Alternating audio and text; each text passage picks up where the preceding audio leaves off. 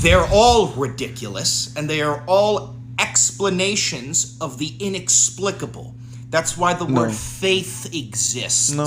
You don't have proof of... And you hear this a lot of atheists that straw man your position, that it's throwing faith in the gaps because we don't know. We just are like, well, hope he exists. Like, well, I'm just a dumb Christian. You know, he assumes that I have to believe in God because I don't know where rain comes from. And it's like, as a kid, your parents tell you, or why thunder happens is because God's bowling. That's not what it is.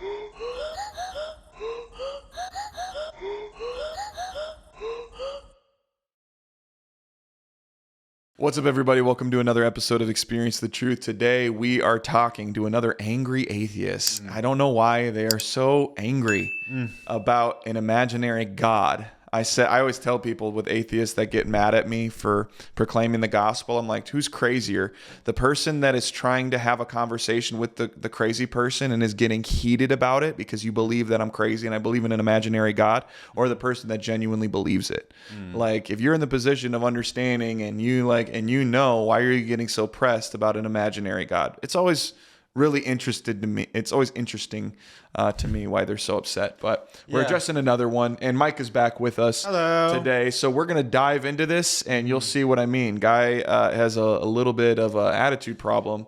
Is pretty frustrated at God and says there's zero proof of God. Facts don't care about your feelings. This is irrefutable fact, and we're about to refute it. So let's see what we got. Tell me you have never looked into the evidence without telling me you've never looked into the evidence. Cue the video. Friendly reminder that your belief in God, your religion, your mythology is equally as ridiculous as every other god and mythology and religion. So, like, if you believe that, your zombie Jesus rose from the dead and floated through the sky up into heaven, that is no less ridiculous than Moses parting the Red Sea. That is no less ridiculous than Zeus throwing down a lightning bolt. That is no less ridiculous than Ra pulling the sun behind a chariot. Language. They're all ridiculous, and they are all explanations of the inexplicable. That's why the word faith exists. No. You don't have proof of... Okay, so here's a big misconception that I deal with. Let me hit this one first. So a lot of people, what they think faith is that faith, and you hear this a lot of atheists that straw man your position, that it's throwing faith in the gaps because we don't know. We just are like, well, hope he exists. Like, well, I'm just a dumb Christian. He assumes that I have to believe in God because I don't know where rain comes from. And it's like, as a kid, your parents tell you, or why thunder happens is because God's bowling. It's like that is his his misconception of what he believes Christians are. Faith, that's not what it is. Faith is having confidence and assurance of what you don't see because you know a God that when he intervenes in creation, supernatural things happen in the natural world. Because the God who spoke the world into existence, he created it. When things take place, I don't know about the other pagan gods you're talking about, but Moses, we don't think that's ridiculous. We believe it. It's the same story. And Jesus raising from the dead, things that are impossible for man or the natural order of the world that God has created, when he steps in and intervenes, that's when the supernatural happens. So our faith isn't just in the ignorance of the inexplainable, that the inexplainable happens when we give credit to a God that put this all in motion in the first place. So he has a horrible misrepresentation of what faith is in the first place. Yeah. Also, this isn't the age of the new atheist anymore. Just being condescending to religions is not an argument against religions. Yeah, it doesn't. That doesn't work. That's what I tell people. I'm like, atheists. I'm like, why are you so mad at me? It's like, you throw. I tell them, you throw stones, but you live in a glass house. I find it funny when I go to I love the monkey exhibit at the zoo. If you don't, if you know me well, you know I love monkeys. I love monkeys. My wife hates them, and so she puts up with it because that's one of my favorite exhibits to go to at the zoo. And we went to Como Zoo, and I'm going to the monkey exhibit, and they have a family tree. and I'm looking at the different apes and who they're connected to and the different species. And then I go off to the right, and there's this long branch, and it's all these monkeys. And then all of a sudden there's this like little boy, like human boy. And I'm not even trying to be like, I'm not trying to create I burst out laughing. Because I'm like, it was jump scare. I'm like, what in the world? And I'm like, smart people will laugh at religion, but then say that when I go to the zoo, that it's nothing more than a family reunion. Hey, cousin Bobo, I see that you're locked up. Like, they think that they're in the position of like, oh, how could you believe in something so stupid? But you believe nothing created everything, that chaos breeds order, and that if you say that I'm going on a tangent here. I'm going to land the plane here in a second. It gets me frustrated because you say faith is a matter of ignorance and just the inexplainable. We put faith in the equation and all of a sudden everything is okay. But you just put a large amount of years hoping that all of a sudden we now have an intelligently designed universe because you throw 1 billion years on it and maybe that'll solve your equation. So you do the same thing I do. You honestly just look more ridiculous as an atheist. So if you want to believe that, but be careful where you throw stones because you live in a glass house and you largely base your entire life off of a hypothesis. I would argue, and we are going to present the evidence, that we don't live off of hypothesis. We live off of proved experiment, and we have historical evidence that would validate our faith. Not only does creation attest to his invisible attributes, that there is a God, that God himself says it's a no-brainer because my existence hits you in the face when you walk out the door, but the proof of the resurrection is pretty hefty, which we're going to get into. So he just set me off. So, don't throw stones at the end of the day when you live in a glass house, because your beliefs, if you're an atheist, is really... I want to refrain from being disrespectful, so I'm going to hold my tongue here, but it's foolish. Yeah. So I'm going to leave it there. Yeah. We're not hitting the 30-minute mark. We're like, we got to get this less than 30 minutes. If that's just a tangent, we're not hitting it. No, I would say, there's a lot of different things, like different ideas. What's going through my head? I just took all the air out of the room, so now it's hard to... It's like...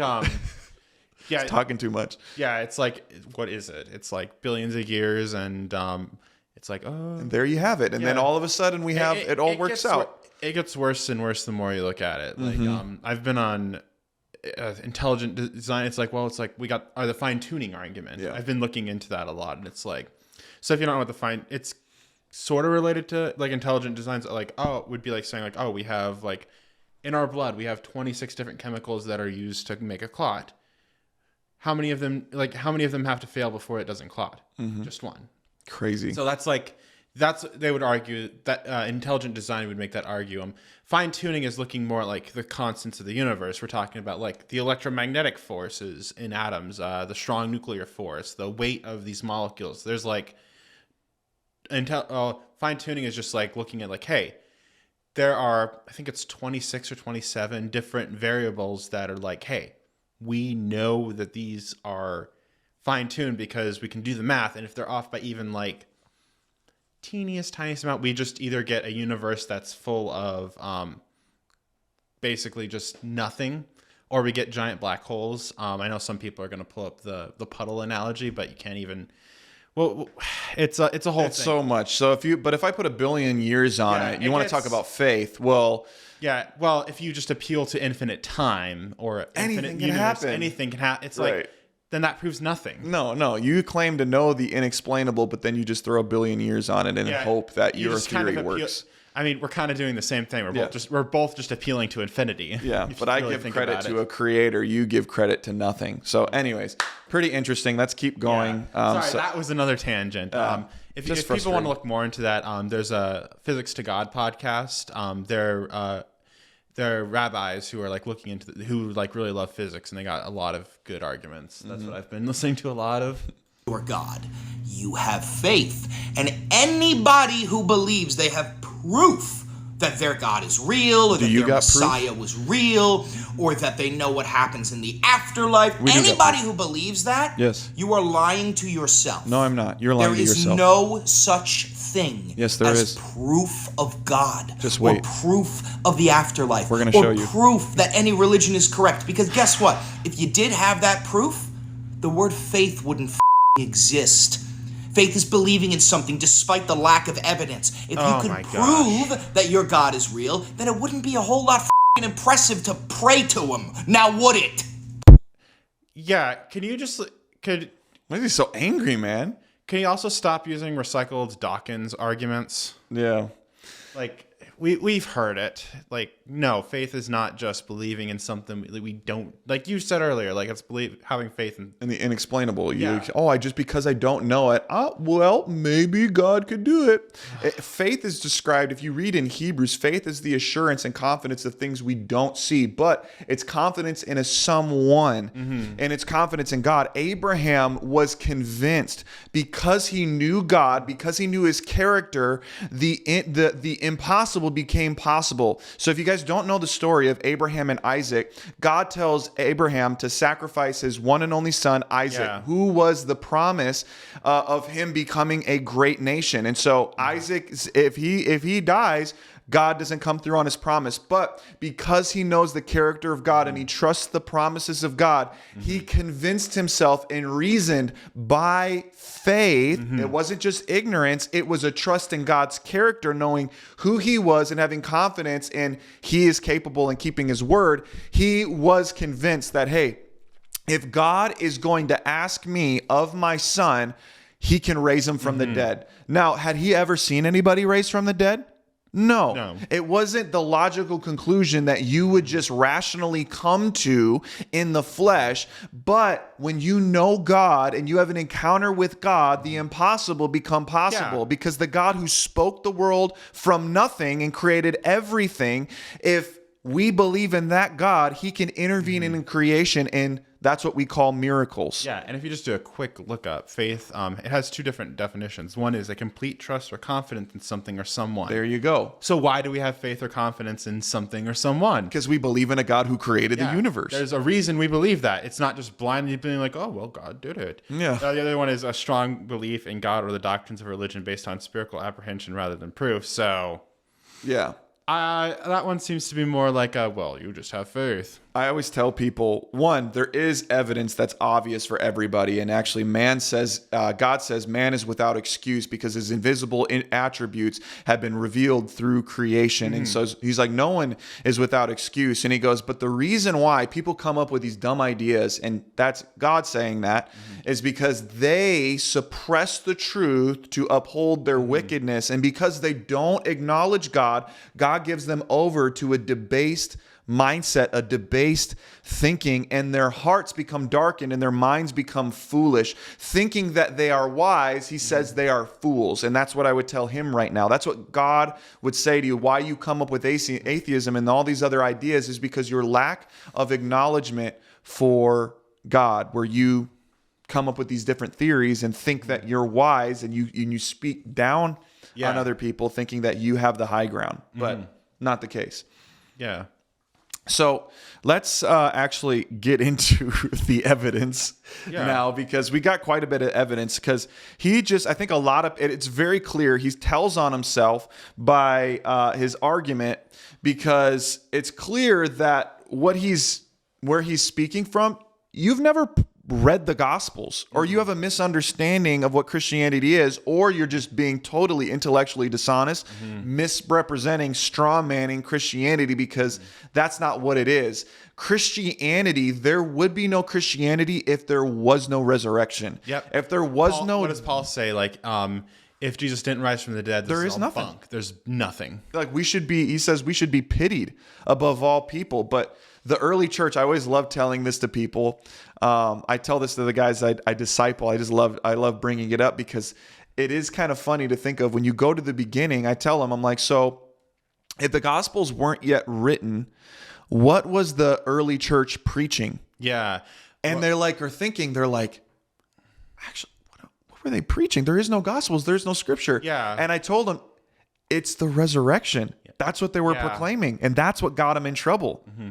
I love that people are always like, well, Christianity was just invented at Nicaea in 327. I'm like, well, someone should tell Polycarp that he died for a religion that didn't exist yet.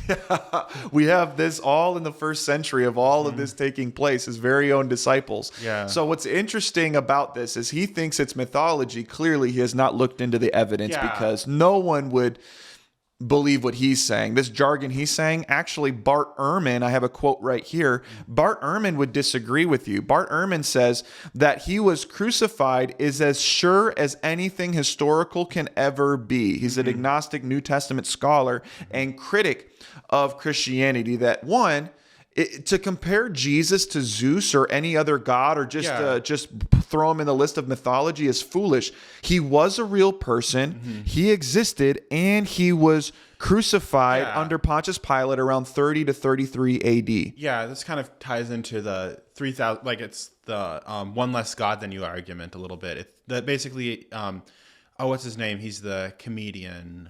What's his name? I think it's Trevay is his name? I'm not sure. I don't know. Ricky Gervais. Okay. I think this is one, and I think Ricky Dawkins, Gervais. Yeah, he pulled it. It was it's like, well, I don't believe in you don't believe in Zeus, you don't believe in this guy, you don't believe in this God, and I just believe in one less God than you. So you're just an atheist, and I'm like, congratulations, you just described what an atheist is someone who doesn't believe in a God. I'm a theist because I believe in a God. Now it could be. But whenever you have to look at it, it's like, well, speaking what we define as God, like the Abrahamic religions all have we're monotheists. We believe in one powerful God. They're very different. The word is ontologically, which just means their nature is very different than Zeus or Poseidon or Thor. Like if you look at the Greek mythology, they're basically just humans with superpowers. It's written as a historical account that can be debunked. Yes. Because it names places, times. Yeah, the only reason under emperors. Yeah, the only reason I bring it up is because I feel like he's like, it's ridiculous to believe in Zeus, therefore it's ridiculous to believe in God. We're talking about a totally different genre of literature. Different genre of literature, totally different kind of God. So that was just one mistake I think I would point out a little bit. Yeah, and so I kind of want to go down some of the evidence for him. I would love, this is passion, not anger, because I want to see you saved, and I hate the devil for getting people to believe in such foolish doctrine of demons. Yep. Because it's a no-brainer that he existed. So is there people love to hear, not that it's an issue for me, but people are like, well, it's the Bible, so how can you use that as evidence? I don't see that as an issue, and no scholar sees that as an issue, because you go to the people that write about a historical figure are their followers, and that's the evidence that we go to, and that's what the Bible is made up of. It's not just one guy that sat down and was like, this would be a really good scam to pull on humanity. It was multiple authors agreeing on the same topic. What was it? The Babylon Beast script.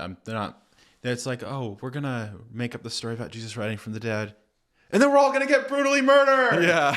And they're like, wait. It's so funny how people think. So not that it's an issue to read the Gospels, because we're going to use that as evidence, but I think it's interesting to bring up extra biblical sources that also attest to the crucifixion and Jesus' existence. So I got that right here. Yeah. We have, outside of the Bible, we have Tacitus, a Roman historian around AD 116, not very far off. That's first century, just after first century, wrote that Jesus suffered the extreme penalty under Pontius Pilate during the reign of Tiberius, which is attested in the Gospels. Josephus, a Jewish historian, was AD 93, mentioned Jesus' crucifixion in his work, Antiquities of the Jews. We got Lucian in the second century, a Greek satirist, mocked Christians for worshiping a man who was crucified. These are all attesting what the Bible has claimed, Jesus being a person, but also that he died under crucifixion. So we have that laid in place. He was a real person. He existed. No one disagrees with that. Do you have that quote that about emperor, the comparison of the Roman emperor and the evidence we have for Jesus, the comparison? Couldn't find that one. That was just, I can't remember exactly. There's such a good quote. It was like Jesus. Yeah, try to go for it. There's more evidence for Jesus than there was for Tiberius, who was the emperor at his time. That's like a farmer in a cornfield outshining Lincoln. Yeah. The comparison is just insane. Yeah. So then I just want to get into briefly. We're not going to make this a long podcast because it's already long enough. It's already long enough. It's pretty easy to really debunk this. So how do we know? So the biggest thing that we got to deal with is it's about the resurrection. Yeah. So we know that he existed. We know that he was crucified. No one argues that. So if you'd say they would, you need to talk to your atheist and agnostic friends because you guys aren't on the same page. Because any serious scholar wouldn't say that he never existed. That isn't the question. The question is whether or not he raised from the dead. I think it's a Bart Ehrman quote. He says, like, anyone who says that Jesus wasn't a real person is you look ridiculous. I think I got to remember that. I think that was him. Yeah. And he's a critic of Christianity. Yeah, he doesn't believe Jesus rose from the dead. But he's like, the most sure fact we know about Jesus was that he existed and he died. Yeah, literally. So let's go down the list of one. Let me set the stage of, because this is also something that he's validating other religions and saying, you're basically saying you're just as ridiculous as them. Those beliefs that you say, oh, those aren't real, but yours is real. That, I can say Christianity is real, but I can mock less Islam. God than you argument, basically. So what's interesting about this, and this is in, I can't remember what book I was reading this in, but he makes a good point because he talks about how a lot of people will say, well, how can you say you're real? And there's other people that are just as zealous or maybe even more passionate than you are who believe with their whole being that Jesus is, that their prophet is real or their God is real. It's not your zeal or your passion that makes something correct. And why I say that is because if I say that the disciples were willing to go to their death upon the belief that Jesus was who he said he was, that he was God and he resurrected. Well, they'll say, well, what's the difference between that and a Muslim that blows themselves up in a I'm trying to make sure I don't get flagged on YouTube in a bombing. Or like the one I've also heard is the Buddhists who will like commit suicide. Yeah. Or I don't know if you can censor that out. Yeah. To like for their ideology, like what's different than the disciples? And so what's different from the disciples, he says, is that the disciples were in the position of knowing what they believed was true or false. So the Muslim is in a position of knowing if Muhammad was who he said he was. The Buddhist is in a position of knowing is what they believe is actually true. But the disciples, they have a unique position because why?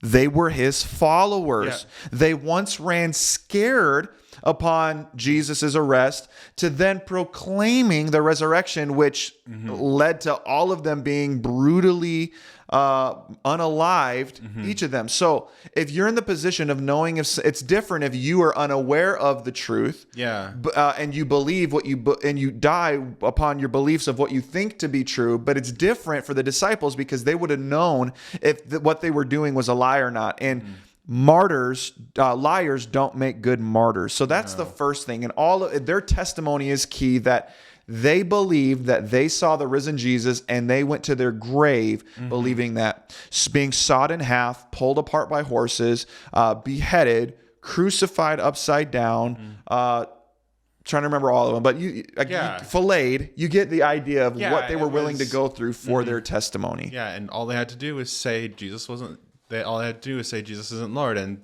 they'd get to live, but none of them did. Yeah, so you got the testimony of his disciples. If you don't like that, argue with the wall. Yeah, because that is an evidence. Yeah. Also, I'm just gonna throw this out here. This is go ahead.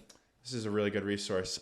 Cold Case for Christianity. Cold Case Christianity. J. Warner Wallace. He was an atheist who he's got his own podcast and his own stuff that he does. But this book makes a huge argument that yes, we can actually rely on the Gospels, and yes, that Jesus did actually rise from the dead. It's I think I got it on Amazon for $30. Cool. Yeah. So it's a good resource if you want to look more into it. Go check that out. Yeah. So yeah, check that out. I just had to. You're good. Always been a good resource. No, I like giving them resources to be able to dig into, to be able to defend the faith is important. The next thing, not only do you have the testimony of the disciples, but you have the empty tomb. Oh yes. So the empty tomb is a significant majority of scholars. They accept the empty tomb. So might not believe that Jesus resurrected, but that the tomb was empty and the body wasn't found. That's validated by history. Go ahead. Yeah. So if I could just play devil's advocate, would you mind if I just play devil's advocate a little bit? Because I know we're gonna get some responses like, "Oh, well, they could have." So what about they just went to the wrong tomb? Well, it was listed in the Gospels of who the tomb belonged to, that it was not some just random farmer. It was Joseph of Arimathea. It was a pretty affluent person. It wasn't, some poor man's grave. That's where Jesus was buried in the account of the Gospels. So that's what we have listed. I'll throw another one. Well, what if the disciples just stole the body? And it's like, well, you can't find the body now.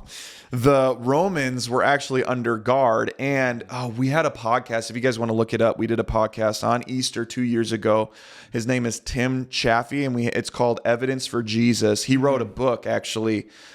He's the content writer for the Ark Museum, and one of his favorite topics is the resurrection. So I actually have his book. It's called Evidence for Jesus, and he really breaks that down, and that's one of the questions we asked. But he talks about the punishment that the Romans would receive, capital punishment, brutally tortured, if that were to happen on their watch. That was going to be the case. And so very highly unlikely that a group of fishermen were going to overpower Roman soldiers, especially when the Roman soldiers were under the threat of death and torture if they failed their assignment. Yeah, I think I've also heard that like the contingent that would have been put out was about 16 Roman soldiers who were like ready to fight at a moment's notice. So that'd be like trying to steal something from the U.S. military. You're not winning. I'm sorry. Yeah, you ain't gonna do that unless Jesus taught them some karate training.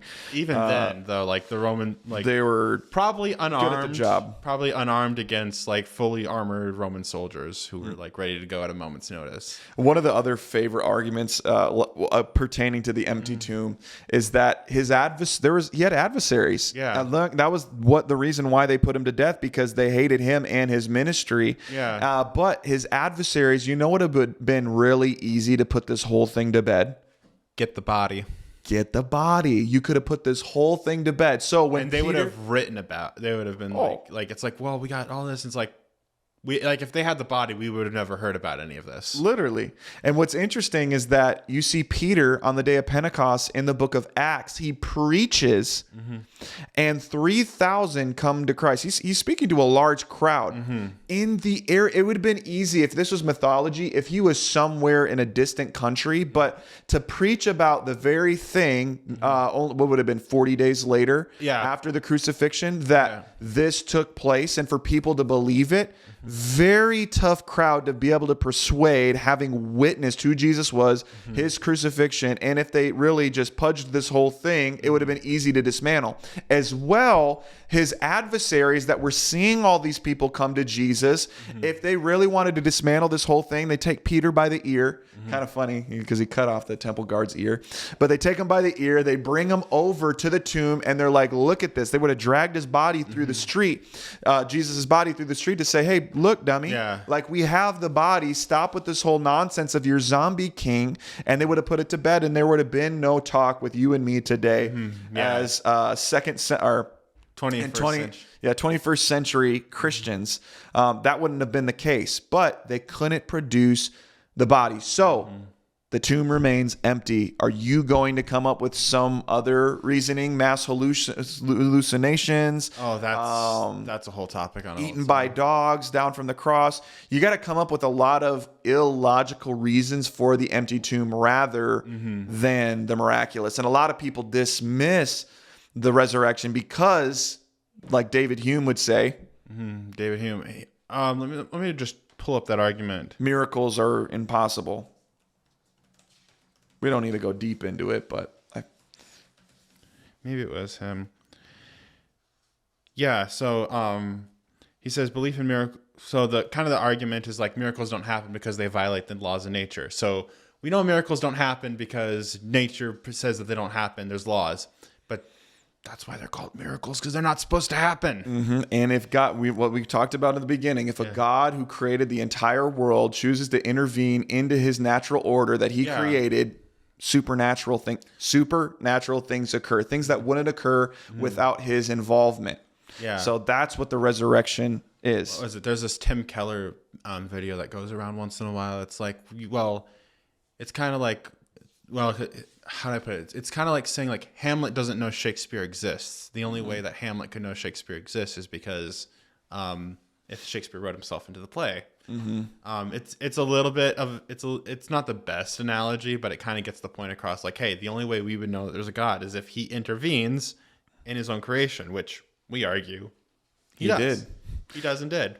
And so we kind of talked, I'm not going to do the eyewitness accounts because typically atheists don't like that. The 1 Corinthians 15, 3-8, where there's over 500 witnesses. But that's what Paul claims. There's 500 witnesses that saw him and him being resurrected. We talked about the transformation of the disciples. Another interesting evidence is the enemy conversions, that Jesus' brother didn't believe in him during his ministry, John 7:5, but became a leader in the early church after seeing him risen. We touched on this in the last podcast. Then you have Paul, a former persecutor of Christians, radically converted after encountering the risen Jesus on the road to Damascus.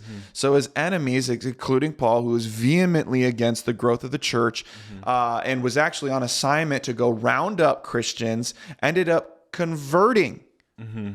Make that make sense. So his enemy conversions are also further evidence of the existence of Jesus and his resurrection. Then you have ultimately the one that takes the cake is even the existence of the early church. That Christianity exploded in Jerusalem, the very same place that all of these events took place. No one would believe in a resurrected Messiah if the body were still in a tomb nearby. N.T. Wright says it like this: the best explanation for the origin of Christianity is that Jesus really rose from the dead. If you disagree with that, you are going to have to provide a better, more convincing argument. And atheists have been trying to do that, and it failed time and time again. Yeah. Occam's razor is this idea that like the best explanation is usually the simplest, but there's another little part that's is like that explains all the evidence. So like if you want to come up with something, you have to like. So one of the ideas is like if you want to create an idea, like sometimes you have to like put in other evidences, or like it's one that doesn't posit new ideas. Like it's like, well, we have X, Y, and Z, but then we also it's like, well, but Z, if we had Z, it would also, if we had like this other part, it would also explain it. So like let me put it this way, like the which one was it? So like the empty tomb analogy, or like the empty, it's like the disciples stole the body. It's like, well, now we have to posit that 12 fishermen who were unarmed somehow overpowered 16 Roman legionaries, rolled the stone away, took the body, and then came up with the idea that Jesus rose from the dead, which wasn't a cultural thing in the day. Like your Messiah died, game over. It's done. And which they had Judas of Galilee, who led a revolt in, it would have been Jesus's life or actually prior to his, sure. It was really close. Prior to his ministry or close to that. They talk about it. I think it was like, it's like, hey, it was during that first trial where I think it's Caiaphas is like, hey, we had Judas from Galilee. He led a revolt and he died. And their followers disbanded. Yeah, he's like, if this thing is really from God, you can't stop it. But if it's not from God, it'll die out pretty quickly. Which is interesting. And Judas, if you guys don't know, look into the history about this. He actually led a revolt against Rome because he saw it as being unlawful to pay taxes, which is also interesting how they tried to trap Jesus in his ministry, saying, is it lawful to pay taxes to Rome? And so get him in trouble with the Jews and the Romans, where it adds another element when you notice in Jesus's ministry, really the walking on eggshells he had to do because of the tumultuous time in Jerusalem and the relationship to Rome. So very interesting. Yeah, looking at some of those histories, it's like, wow, there's a lot of violence in that time. Yeah, but his followers disbanded, their Messiah had failed, and Jesus came and he didn't fail, and his followers never denied the claim that they saw him resurrected. So however you feel about that, you gotta, what was the reason? What did they see? So whether you think it was the resurrected Jesus, what made them willing to go to their grave? Can you explain that? So that's all we got. We did it in 33 minutes. 33. I told you we would get there. We had a long couple rants. It's because we get really excited. I get really excited. Micah gets excited, but I get excited in different ways. I just talk a lot and I get loud. So not because of anger, but because of passion and excitement. So we express it differently. Yeah. But thanks for being on with me again, Micah. Of course. Thank you guys for watching another Atheist Debunked. You need to come to Christ, my friend. We understand that it's not a logical argument that wins people to Christ, because if I could debate you into heaven, someone could debate you out of it. You'd watch another YouTube video and you would be convinced and you would leave Christianity. But it's an encounter. It's faith in a God that performs the supernatural. And when you encounter God, when you experience the truth, not just know the truth, truth has a name, and his name is Jesus. And when you have a road to Damascus moment, everything changes. I'm speaking from experience. Before I had all the understanding and apologetics and all of that, I had an encounter, and that set me on the course, and it changed my life forever. And it was the Holy Spirit that had the scales that blinded me fall off my eyes, and where I can believe in the risen Lord. So if you want to know Jesus, cry out to him. Stop with the stubbornness, stop with the know-it-all mindset, and cry out to God, and he will provide the evidence for you. And we have testimonies on our channel where we have Brush Brammer, who was an atheist, who calls out to God and drops to his kitchen floor and is never the same again. I'd encourage you watch that testimony because there's countless other people that have shared your experience, your hatred for Christianity, and they had a road to Damascus moment. So we love you guys. Make sure you share this with a friend. Leave a comment. Let us know what you think. And like this video, and hit that subscribe button and notification bell so you don't miss out on any of the future videos that we post. We love you guys, and we'll see you next week. Bye.